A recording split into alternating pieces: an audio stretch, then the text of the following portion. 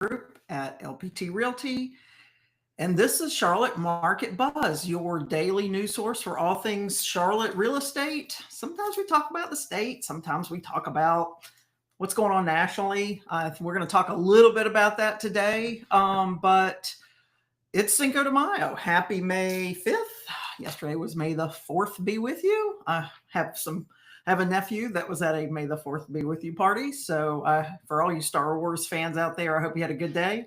Um, so we are done with the month of April, and that means that we are going to look at real estate numbers, sales numbers for the month of April, and also we're going to kind of look at some sales numbers for counties. I want to look at sales price, average sales price, and things are moving ever in a northerly direction, it looks like, for the year.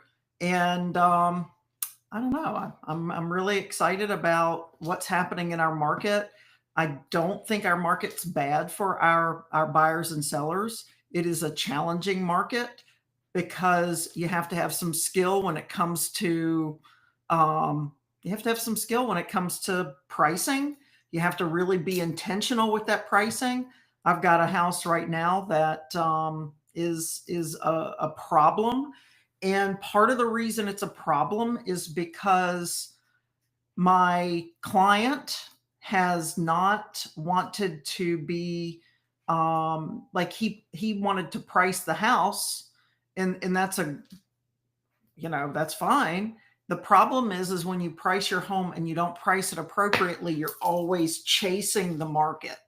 And that's what happened in this case. And it's been a very difficult situation for him. I'm not sure how it's going to work out yet because it's been such a, it's just been a really, really tough market for him. But if you price appropriately, you're going to see a pretty good return and a decent time, marketing time. I had a house this weekend that a client and we didn't look at it. My client's not ready to purchase yet, but we talked about it online, and I was planning to go see it this week just to preview it. And it came on the market. I think it was a coming soon last week. It came on either Thursday or Friday, and it went off the market on Saturday. And it was above the 1 million price point. So things are moving at a decent clip. The best houses are always going to sell first. And that is a really important thing to think about. If your home shows beautifully, it's in good condition, you're going to get the best bang for your buck. So let's take a look at our SAM report here for the month of April. And let's talk about what happened. And then we're gonna take a look at some cool houses that came on the market. Okay, so here's what we've got. So we have new listings, and this is month over month. It's not the rolling numbers. I know a lot of people like to use the rolling numbers just because it's a smoother graph, but I like to see what happens month over month. This is what happens if we do kind of like rolling numbers here, which is fine. I think that this really does give us a true representation of what's happening. And you can see where we were in January 2025. There were, in the entire MLS, new listings, 3,420 new listings in January. That went to 3,700. Then that went to 5,200. And now we're at 5,790. And look at this, guys. Look at this. April 2025, we have not had this many new listings since July 2022. Okay. So look at this, and I would suspect in June 2023 or 2025, we will have more listings on the market than June 2022. This is good for us. Inventory has been problematic for the Charlotte metro region for years, and it's not been just 3 years. Let's look at the 5-year number. We had some inventory 2022. And we had some inventory 21, but look at this 5-year number, and then look at the 10-year number, and let's see, if we can exceed this 6,000 listing number, You know, we're talking about 2019. So this is very, very good because our inventory has been lacking. And if there are no homes to buy or no good ones, people are going to sit on the fence. So, number one, your home has to look good in its marketing. You have to have appropriate photos. It needs to be staged well. If it's vacant, it needs to be virtually staged so people can at least get an idea on in photographs of what furniture placement looks like. But guys, this is great for us. April 2025. Let's go to April 2022. Look what was going on April 2022. April 2021, we didn't see that much inventory. Certainly didn't see it in 2020. April 2019 was the last time we had inventory above this past April. So from April 2019 to April 2025, we have not had that much inventory. So it's been a 6-year stretch where our inventory has been down. This is good for us. This is very, very good for buyers. It's also good for sellers because I think as the word gets out that we have better inventory, we have more inventory, buyers are going to come into the market. I know the interest rates are still wonky. I get it, but there are ways to work around that. We've talked about it and we'll talk about it again. Okay. So very good for buyers out there. Number of homes for sale. Let's go back to our 3 years. Yep. Look at what's happening here. This is significant for us. This is 10 years. We're still, look where we're at, April 2025. We weren't here until, again, November 2019 was the last time we had more inventory than we do now. I think that's right. 94, 23, 96. Okay. So we have not had this much inventory on the market since November 2019. Okay. This is good for us. So good for us. So good for buyers out there. Okay. Let's look at closed sales because then that's going to be interesting. And here, this is part of the reason we're seeing more inventory. Okay. It's not that people are, I mean, we are seeing more homes on the market, but we're kind of struggling to get buyers back into our market. All right. Coffee break, guys. Y'all, 20 ounces. If you like coffee, this is my vice. Coffee's my vice. That's a great coffee mug. Okay, let's go back to this. 3,224. Now, this is how many homes sold in April. So yes, we are creeping up, and let's look at what we were doing last April. Maybe a hair less, 32. Did I say that right? 3234. Now we're at 3224. So we were almost at the same point this time last year. So it'll be interesting to see what May does for us. But you can see that traditionally we've had a jump between April and May. April of 2023 to May of 2023 to June. And then here, April 2022, May 2022, June 2022. So you can see what happens. We get more closed sales. April, May, June, July. Sometimes we get more, sometimes we get less, but it's still a pretty good number. Again, very good market. Things are looking normal for the closed sales number. Now, do I wish it was up here? Yeah, I do. And I think as interest rates go down, we're going to see more and more people coming to the market. But it's like walking through a knee-deep mud, right? It's just slow going. Okay, days on market. Average days on market. We're kind of up there right now. It is coming down, and that's normal. You can see these dips. Look what happens in like December, January, February, and things go down. I mean, this is normal. Look at all these. This is normal. January 2018, July 2018, February 2019, July 2019.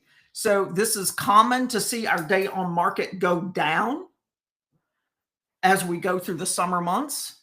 People want to buy their house. I got a bunch of people that want to sell their house and buy another one during the summer. Now I would never want to move in August. And I moved last year in August. I'm never doing that again. But for a lot of people, that's what they do. They move during the summer months. Okay, let's go to month supply. I would expect this to go up, and it is. This happened 2023. This happened January to August 2024. So we're going to see this go up, the month supply go up. And this is getting a little bit normalized. Look where we are with 3.1 months. We weren't there. We've not been there since August 2019. So again, we're going back to what things look like in 2019 before COVID. Okay. COVID really, 2008 did a number on us through the aftermath of the market crash. 2009 was miserable. 2010 was miserable. 2011 for many areas, including Charlotte, was the bottom of the market.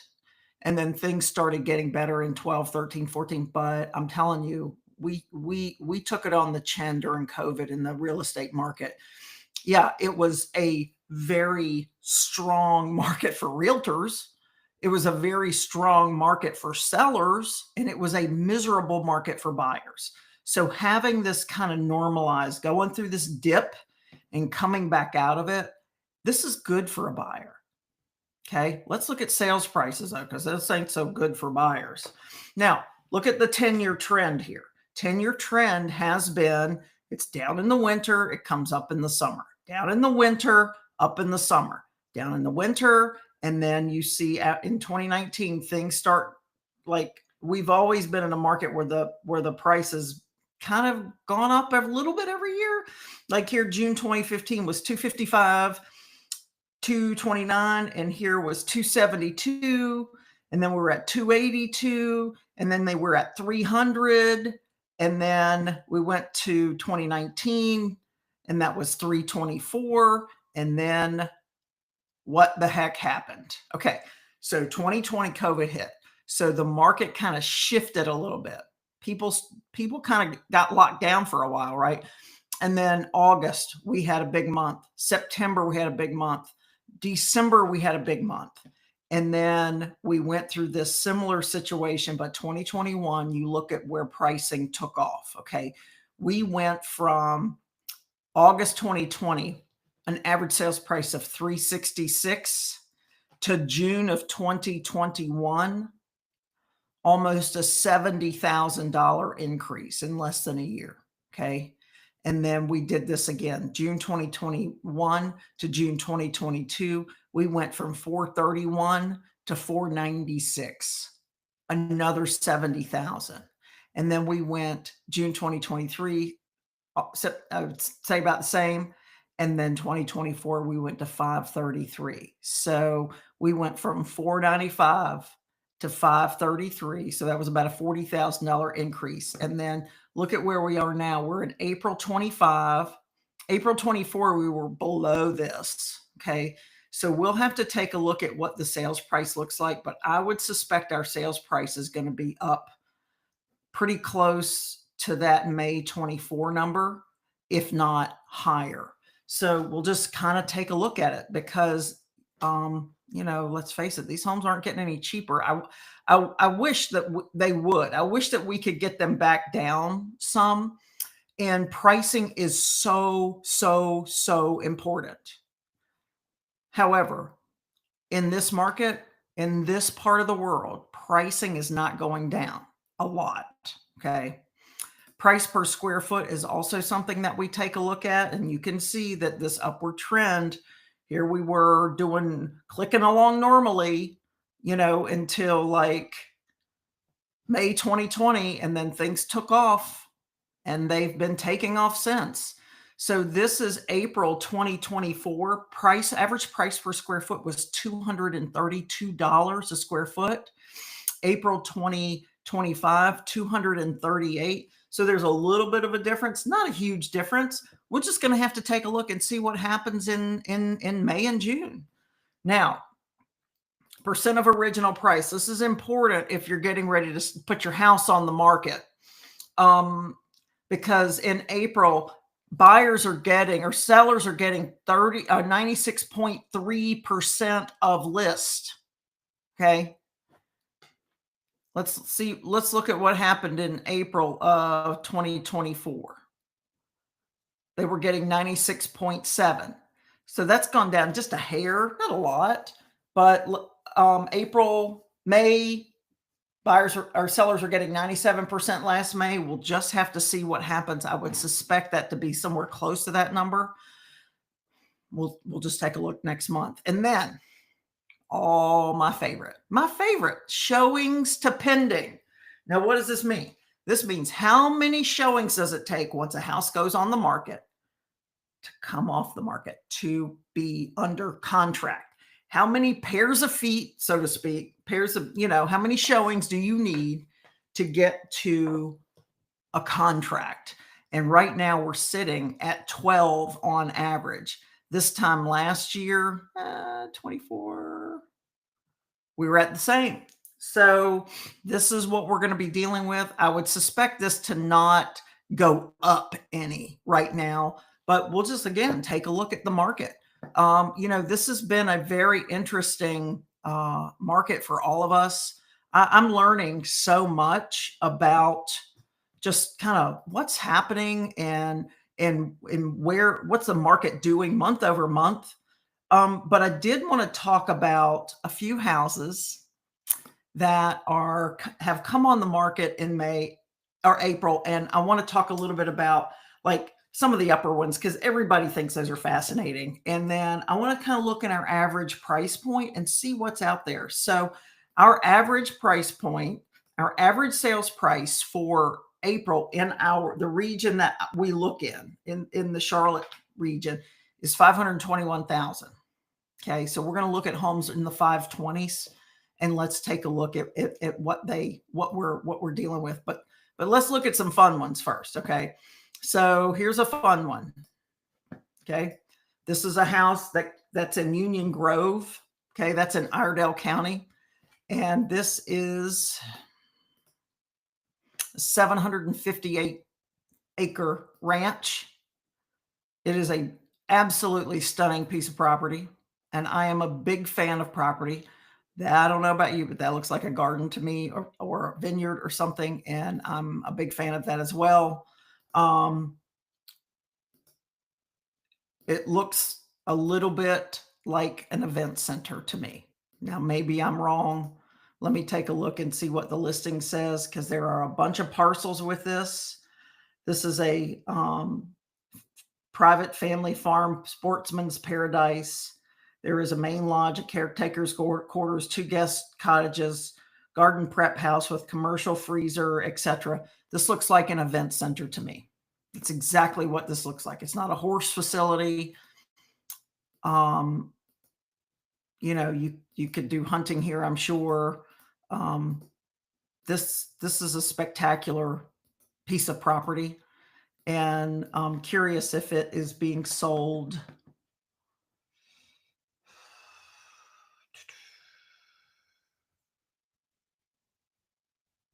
What it's being sold with. It has 350 acres of farmland currently used to grow livestock, feed, corn, and wheat, with a balance of acreage mixed in hardwood timber, extensive heavy equipment, including a skid steer, excavator, current model John Deere, 2 grain silos, and ATVs. Okay, so that's what we're dealing with on this house. I just think it's just really interesting. And this one's priced at $17.5 million. We don't have a lot of homes that are listed in that price point. That's a special piece of property. Another one, here's a house in Myers Park. I'm suspecting this is not a new house.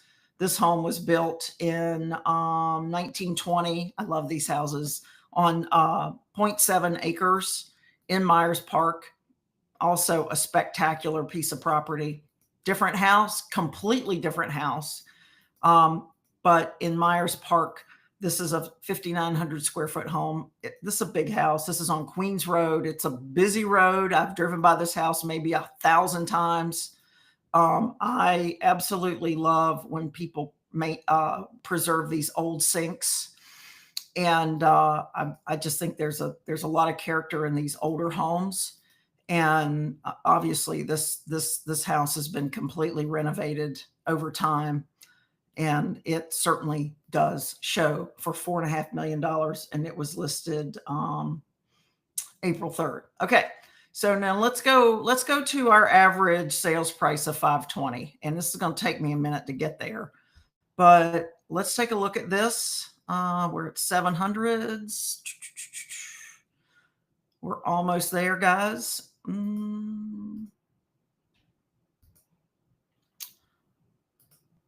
All right, let's just do 525. I'm going to hit a couple of these. Here's one in Charlotte, Snapfinger Drive in Provincetown. This is the 28277 Ballantyne area, and this is a 2,359 square foot. Looks look. I don't know what this style of house is. Sort of it's not quite a traditional, maybe a transitional is what I'd call it. Cute backyard. It's got cute features, good looking kitchen. So that's a house that is priced at 525. And then let's take another look at one in Mint Hill. This is Glencroft. And this is a house that was built in 79 on 0.57. I'm always a little funny with the 70s houses because I like them so much. And every now and then I run across one that's pretty original. I'm not sure if this is one because it doesn't look it. Nope, this house has been renovated, but it's great. I love that they've kept the character of these windows. That's a beautiful kitchen. This is a little less updated.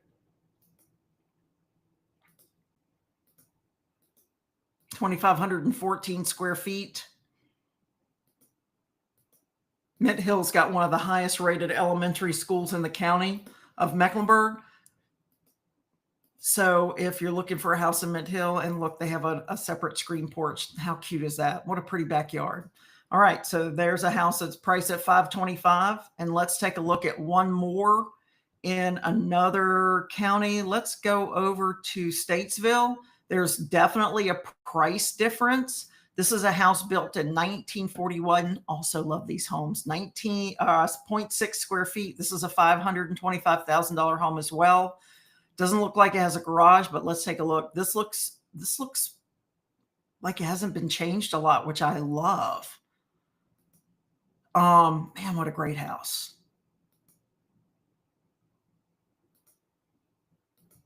This is a great house. I love the arched doorways.